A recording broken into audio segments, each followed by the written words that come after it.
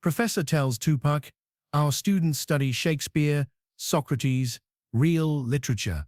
Can you even discuss classical poetry?" Tupac pauses, looks directly at him, and starts reciting. What comes out of his mouth leaves the entire Stanford faculty speechless. But what happens next changes how American universities think about intelligence forever. The professor who tried to humiliate him becomes his biggest supporter, and the lecture becomes required viewing at 3 Ivy League schools. Don't forget to subscribe and hit the like button. Stanford University, California, March 15, 1994. Tuesday afternoon, 2:30 p.m. The Memorial Auditorium sits like a cathedral of knowledge on the campus that has educated presidents, Nobel Prize winners, and the architects of Silicon Valley. Red-tiled roofs gleam in California sunshine, palm trees sway in gentle breezes, and students in pressed khakis and polo shirts move between classes with the quiet confidence that comes from attending one of America's most prestigious institutions. This is where America's intellectual elite gather to shape minds that will shape the world. The auditorium holds 1,200 people, and today it's packed beyond capacity. Students sit in aisles, lean against walls, crowd the stage wings, all gathered for something unprecedented in Stanford's 123-year history, a lecture by a rap artist. Not a guest appearance, not a brief talk, but a full academic lecture titled The Politics of Poetry. From Shakespeare to Street Corners. The event has been controversial since its announcement 3 weeks ago, sparking debates across campus about whether popular culture belongs in serious academic discourse.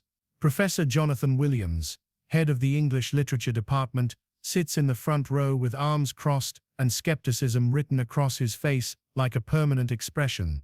He's 58 years old, Yale-educated, author of 7 books on classical literature, recipient of the Guggenheim Fellowship, and guardian of what he considers proper intellectual standards. Professor Williams believes universities should elevate minds toward classical beauty and eternal truths, not pander to whatever happens to be popular with young people who confuse rhythm with poetry and mistake anger for art. He opposed this lecture from the moment it was proposed, arguing in faculty meetings that giving platform to rap music legitimizes cultural decline, that universities have responsibility to teach students what literature actually means instead of validating whatever noise emerges from urban decay. But Professor Williams was outvoted by younger faculty members who argued that excluding entire cultural movements from academic study represents intellectual cowardice rather than intellectual rigor. The student body response has been electric. Lecture tickets, normally distributed without much fanfare, disappeared within hours. Students who never attended optional events suddenly compete for seats. Campus newspaper published 3 articles debating whether this represents academic innovation or academic surrender.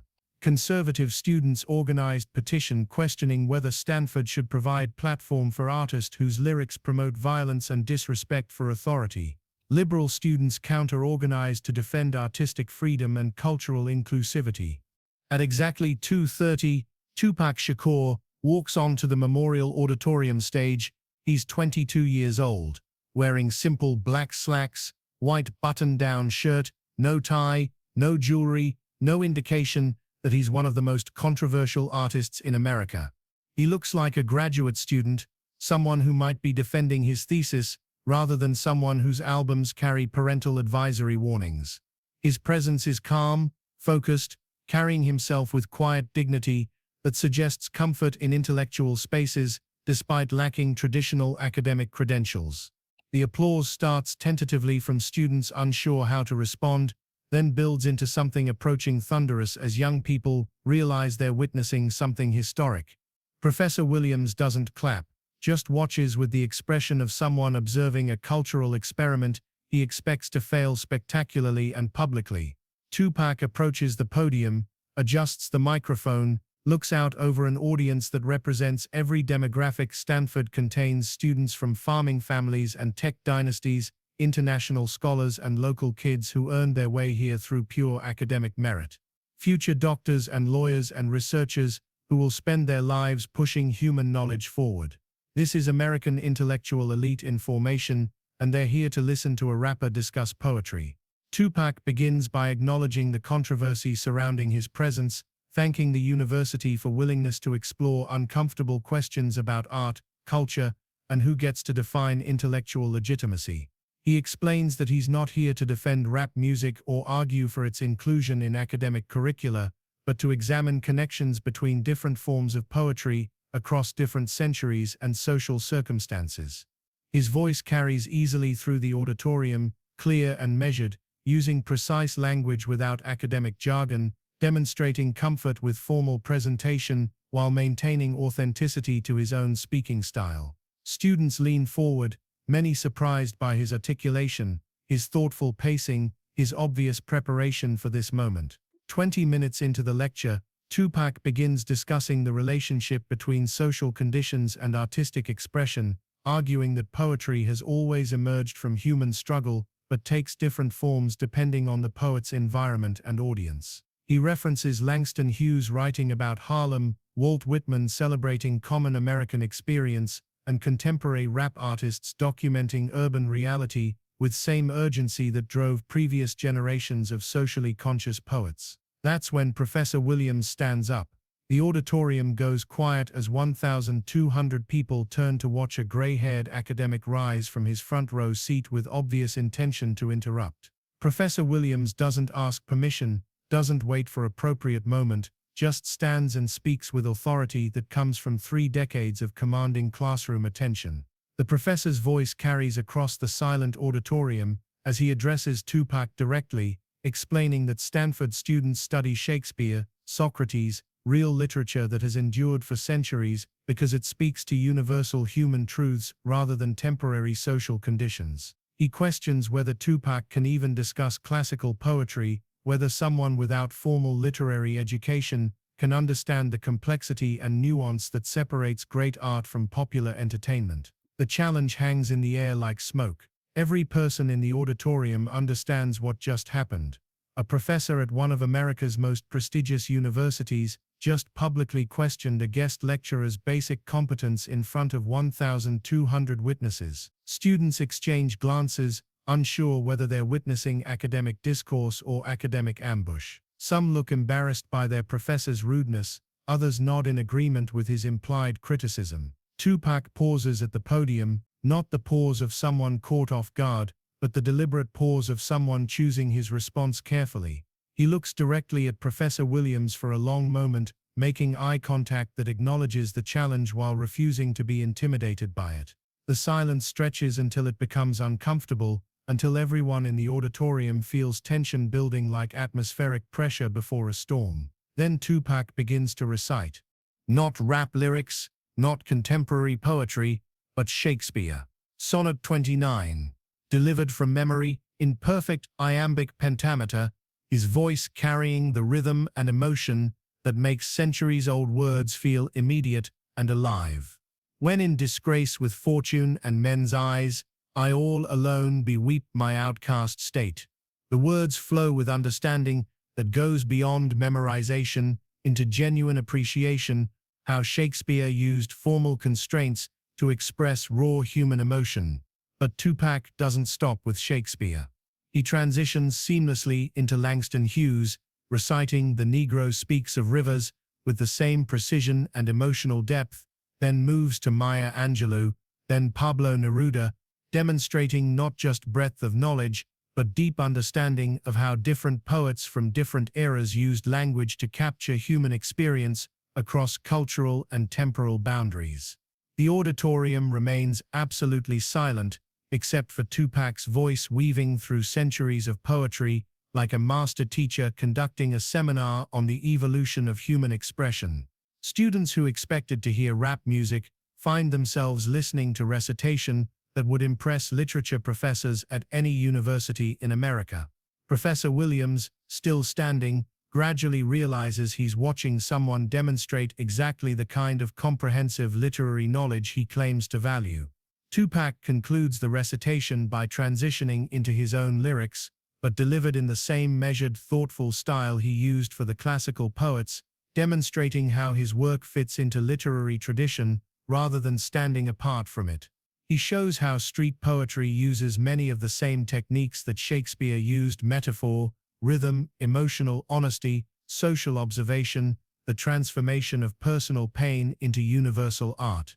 The auditorium erupts, students leap to their feet, applauding not just the performance, but the elegant way Tupac answered Professor Williams' challenge without humiliating him, demonstrated his qualifications without arrogance, showed respect for classical literature while claiming space for contemporary voices. The standing ovation lasts 3 minutes, building intensity as students realize they've witnessed something remarkable. Professor Williams slowly sits back down, his expression shifting from skepticism to confusion to something approaching respect. The public challenge he issued has been answered more comprehensively than he expected, more gracefully than he deserved. Tupac has done something Professor Williams didn't think possible, demonstrated serious engagement with classical literature while maintaining authenticity to his own artistic identity. The remainder of the lecture proceeds without interruption. Tupac discusses the relationship between form and content in poetry, analyzes how different social positions create different aesthetic choices, examines why certain voices get included in academic canon while others remain marginalized. His arguments are sophisticated, well-researched, delivered with intellectual rigor that matches anything students hear in their regular literature courses. During the question and answer session, students ask probing questions about artistic authenticity, cultural appropriation, the role of education in artistic development, and the responsibility of artists to their communities. Tupac's responses demonstrate deep thinking about complex issues, comfort with intellectual debate, willingness to acknowledge uncertainty when questions don't have simple answers. One student asks about the apparent contradiction between advocating for education while creating music that often criticizes institutional authority. Tupac's response becomes the most quoted part of the entire lecture. He explains that criticism of institutions doesn't equal rejection of knowledge, that questioning authority can be the highest form of intellectual engagement, that real education teaches people to think critically about everything, including education itself. Professor Williams asks the final question, his tone notably different from his earlier interruption. He inquires about Tupac's reading habits, his influences, his process for incorporating literary techniques into contemporary music. The question represents something approaching an olive branch, acknowledgement that serious artistic discussion can happen across generational and cultural boundaries. Tupac's answer shows appreciation for the professor's changed approach while maintaining his own perspective. He describes years of reading, studying, learning from writers across cultures and centuries, but also emphasizes how street experience provides education that can't be found in classrooms, how living certain realities gives insight into human nature that complements rather than contradicts formal literary study. As the lecture concludes, something unprecedented happens. Students begin approaching Professor Williams, thanking him for asking hard questions that led to deeper exploration of important issues.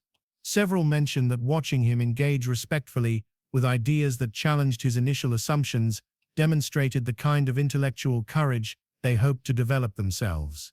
Professor Williams finds himself in extended conversation with students about the relationship between academic and popular culture, about the criteria for determining literary value, about the difference between defending standards and defending prejudices. Students who rarely spoke in his classes suddenly engage enthusiastically with questions about poetry, meaning, and cultural authority. 3 weeks later, Professor Williams submits a proposal to the English Department Curriculum Committee suggesting a new course examining the relationship between traditional poetry and contemporary urban music. The proposal argues that ignoring significant cultural movements impoverishes academic understanding rather than protecting it, that universities serve students better by helping them think critically about all forms of human expression rather than dismissing those that emerge from unfamiliar social contexts. The course, From Sonnets to Streets, Poetry Across Cultural Boundaries, becomes one of Stanford's most popular English electives.